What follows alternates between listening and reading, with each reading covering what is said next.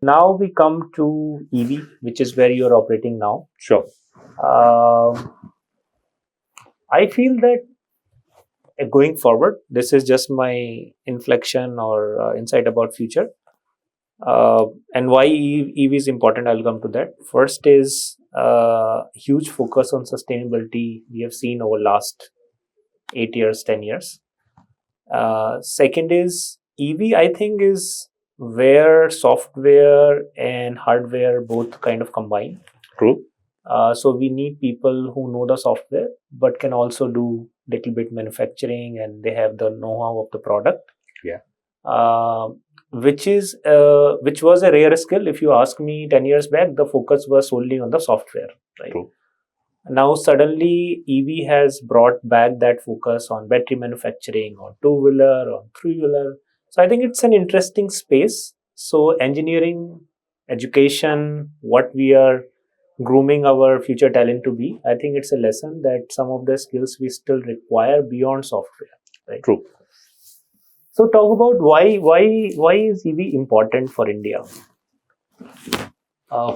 It's $1 million question, because when I go any EV conferences or a forum, or last I met one person, so they start why EV. And that's where the first, we have to understand that our country policy we have to discuss. And let's simplify why EV. Before that, let's go to the root cause. On 2nd October 2016, India has signed Paris Agreement on climate change. With what promise? Promise was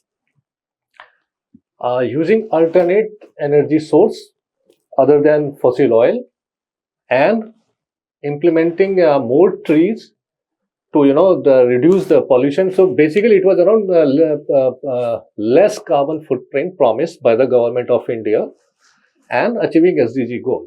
That's the first. Today we have a three kind of the fuel.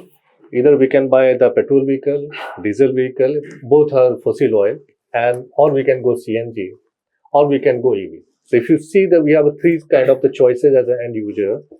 So if country has to work toward alternate fossil oil, by default CNG again has the limitation, EV again have the limitation. So that then country has decided that India has launched its national EV policy, targeting as a first milestone that 2030 EV policy that says that 30% minimum EV penetration. Out of that, 80% penetration we want by 2030 for two-wheeler and three-wheeler. 30% EV will be a penetration you want for four-wheeler, passenger car. 70% all commercial vehicle. So this is a company, sorry, I will say the country, desire where we want to reach, and we want to save ourselves. That is a country goal.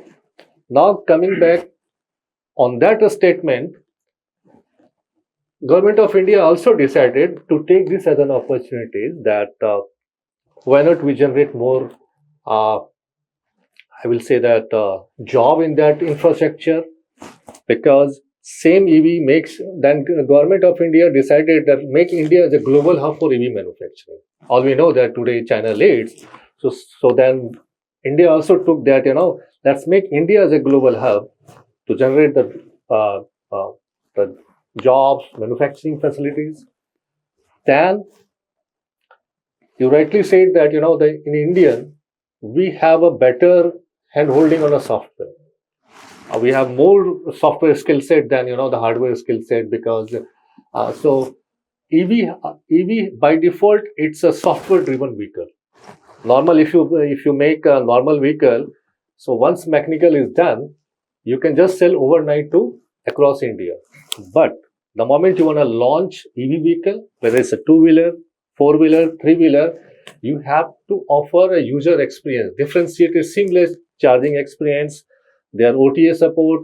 Then the biggest is the range anxiety. You have to showcase on a screen that how far this vehicle will go. So that's where the new trend is software-driven vehicle, and India has immense, that capacities or a software skill set. We can contribute a lot, And that's where now you will see that every car OEM or vehicle OEM, everyone is talking about EV. Last week we had 18 to 20, 22, we had Auto Expo in Pagati Maidan. And most of the car OEM, even Maruti has introduced their EV Tara, then Hyundai has introduced, then Mahindra showcased their product. So now there is a rush among all OEM to introduce their e-vehicle in all segments, in a two-wheeler, three-wheeler, every segment, every OEM is just talking about EV because they see that the opportunity. One side they can launch their product as per the need and offer to variety to the user. Other side they also align with the country. Right. So this is from the supply side. Yeah. From demand side, how do you see the trends for EV vehicles? The good part is that I have seen, that EV transformation from 2016-17 onward. So till few months back, a few years back, people were thinking EV will happen or not happen. That was the first question. Now, no one has a doubt EV is happening. You will see that immense competition in every segment. And you will see that every company is showcasing their, that innovative product, whether it's a supply chain side, it's a battery side, it's a charging side, the infra side, motor, drivetrain, everything. You will see that India has really worked very hard. In fact, one of the homegrown company, Ola, went public. Now, Ather is going to be public. So we reached a very significant stage where we have our own mark on an EV ecosystem. So in a two-wheeler, three-wheeler, almost 70-80% EV sales are happening. So EV is happening. You just see that data says that overall TVS sale, including ICE and EV, 25% EVs are contributing the sales. Bajaj, name OEM maker, they have a 23% contribution in their overall sales. So, and now because Hero has also launched their Vida model, but they are a little bit playing both because they own the Ather 50 majority stake. Correct. So Ather is selling 100%. So the point is that now people want not the EV, they want little bit experiential product. People are expecting the better quality of EV. These are the discussions. So EV part is done. Now is every OEM is there is a change in automobile sector.